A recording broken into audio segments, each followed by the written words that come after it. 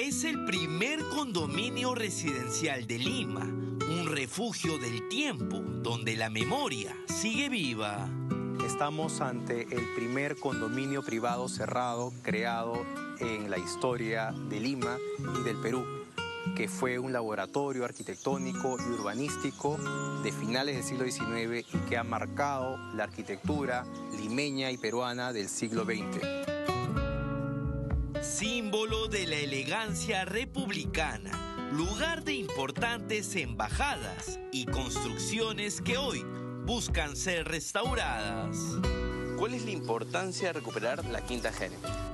Es hacer de este lugar, de estos 36.000 metros cuadrados, un nuevo corazón para los barrios altos, un espacio desde el cual se puedan irradiar los beneficios que ya se están viendo en otros lugares de la ciudad.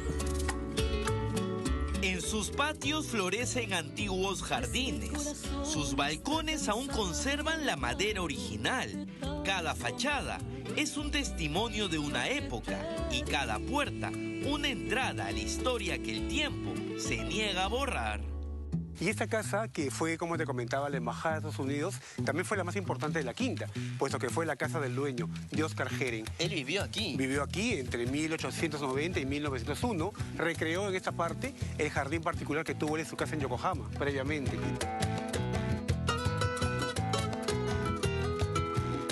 Son casas rodeadas de abundantes áreas verdes.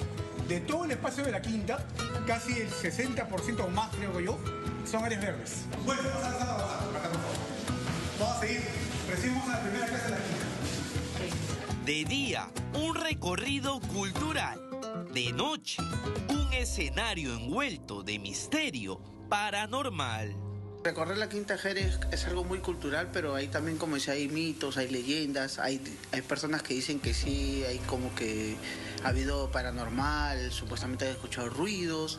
En mi experiencia, que yo he estado acá en el tiempo, sí he escuchado algunas cositas en las ventanas, ¿no? O como canicas arriba de las casas. David, ¿y tú has afrontado algunos de estos acontecimientos? Mira, te cuento que en los casi 15 años que he tenido en la Quinta, trayendo gente, haciendo actividades, de día y de noche, siempre han habido ruidos raros. Son vidrios que vibran de la nada, pasos donde no hay nadie, puertas que se cierran solas. Y bueno, uno puede creer o no creer, pero eso aquí te lo explica. Esta mañana en Reporte Semanal. Lo interesante del lugar es el silencio que te permite, digamos, ingresar hacia el pasado, y lo curioso también son todas las edificaciones y cómo las paredes han conservado en todo este tiempo, ¿no? A ver, vamos. ¿Escuchaste? ¿Escuchaste? Wow. A continuación, los secretos y encantos que florecen en la enigmática Quinta Jere.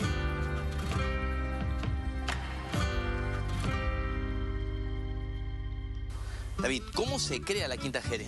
La historia del espacio viene desde la época prehispánica. Estamos en un lugar que, por supuesto, ha sido la conjunción de caminos prehispánicos, en las cuales, con toda seguridad, debe haber habido oráculos, huacas, que luego fueron reemplazados por iglesias, que hoy son monasterios. Este espacio fue una antigua huerta de un monasterio llamado Las Mercedarias, la Huerta de los Remedios. Fue después de la guerra con Chile, cuando el alemán Oscar Jeren, cautivado por Lima y por el amor a Ignacia Barreda y Osma, creó sobre estas tierras la que sería su más grande herencia. Levantada en los años 1880, esta joya arquitectónica se mantiene como un retrato vivo de la Lima de antaño. Sean bienvenidos a la majestuosa Quinta Jere.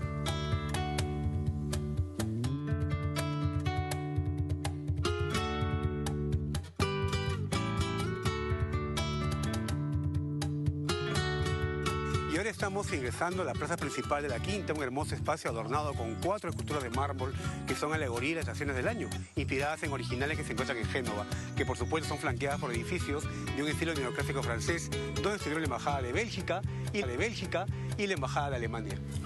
Estas embajadas que se acentuaron aquí se mantuvieron durante largos años porque, digamos, era un centro como un laboratorio, ¿no?, de decisiones. Sí, además que, bueno, de la época en que estuvieron, entre 1900 y 1995, es la época en que Barrios Altos tenía pues otra connotación, con edificios de esta calidad y con estos vecinos, además.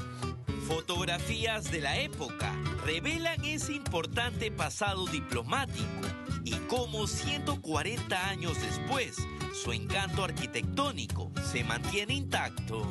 Podemos ver, por ejemplo, el uso de lambrequines. Los lambrequines son estos elementos ornamentales que se colocan debajo de las cornisas. También podemos ver el uso de la mansarda, por ejemplo, en la parte superior, que es un elemento de la arquitectura francesa, que acá ha sido usado de una manera muy simpática, muy pequeña, pero además que resalta la monumentalidad del conjunto.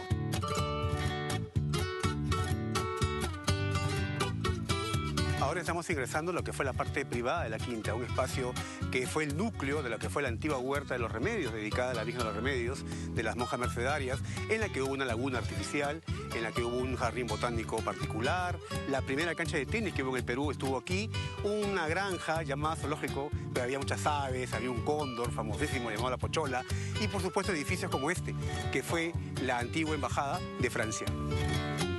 En total fueron 5 embajadas, las que compartieron una misma vista hacia el jardín japonés.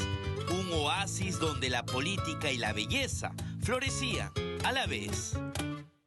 Diseñado por el paisajista japonés Tatsugoro Matsumoto a finales del siglo XIX, este jardín no fue creado solo para contemplarse, sino también para sentirse. Cada piedra, cada árbol y cada reflejo de agua evocaban vida y de cómo Oriente y Occidente podían convivir en perfecta armonía. Había palmeras, todo un gran jardín muy frondoso, que se vinculaba además con una granja o zoológico, ¿no? En la parte de atrás era que habían jaulas de aves, pero que bueno, la leyenda popular cuenta de que había una serie de animales como un gran zoológico. Creo yo que también es el inicio de las leyendas populares que la quinta tiene muchas. Existen muchos mitos y leyendas en torno a la Quinta Jeren que conforman las memorias colectivas y parte del patrimonio cultural inmaterial que hoy tenemos. Por ejemplo, este famoso suicidio que ocurrió en 1928, pero también tenemos a la leyenda de Jinete sin cabeza, que muchos vecinos y antiguos residentes comentan que veían pasar por las noches paseándose por entre las plantas, la vegetación de esta zona campestre de la Quinta. Son relatos que el tiempo no borra, porque en ellos vibra la esencia cultural de una Lima antigua. Pero no todo es paranormal en la Quinta Jeren. También este es un espacio de música, de arte y de criollismo. Este espacio tan bucólico, tan campestre, tan evocador, ha inspirado a artistas a componer. Por ejemplo, Felipe Pingló. A principios del siglo XX, él, inspirado en lo romántico de este espacio, compone el vals El huerto de mi amada. Si pasas por la vera del huerto de mi amada, al expandir tu vista hacia el fondo verás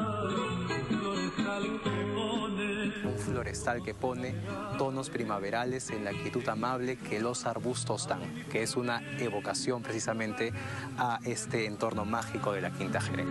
Porque se ha sido el nido de amargos sufrimientos, donde la infame supo de mi amor negar. Y en esta semana en la que estamos también en el mes criollo, es imposible no recordar la esencia que posee Barrios Altos, ¿no? Por supuesto, las jaranas criollas acá a partir de mediados del siglo XX se armaron y la identidad criolla estaba muy vinculada con la Quinta Jeren, como no recordar, por ejemplo, a Alicia Maguiña, que en los años 50 frecuentaba mucho este espacio y también le compuso un tema a la Quinta Jeren que se llama el vals Paraíso de Amor. Pajarillos cantores con plumaje de colores y gran variedad de amores que contaronme las flores. ¿Cuál es el cronograma estimado para que la Quinta Jeren vuelva a abrirse al público? ¿Y qué hitos consideran fundamentales para medir el éxito del proyecto, ¿no? Yo creería que en unos 4 años la Quinta Jeren ya debiera haber concluido su proceso de restauración, unos 4 o 5 años. Esto no quiere decir que no se pueda visitar desde antes. De hecho, estamos trabajando ya en eso para que antes de fin de año la Quinta pueda tener algún tipo de actividad que vaya irradiando precisamente estos beneficios de los que queremos dotar a los barrios altos. El plan Cristian contempla recuperar sus 40.000 metros cuadrados y convertirlo en un nuevo eje cultural para el turismo. Bueno, ¿qué les parece la quinta? ¿Se imaginaban que era tan grande? Enorme, ¿no? Desde lo alto, la Quinta Jeren se alza otra vez, recordándonos que el pasado también puede renacer.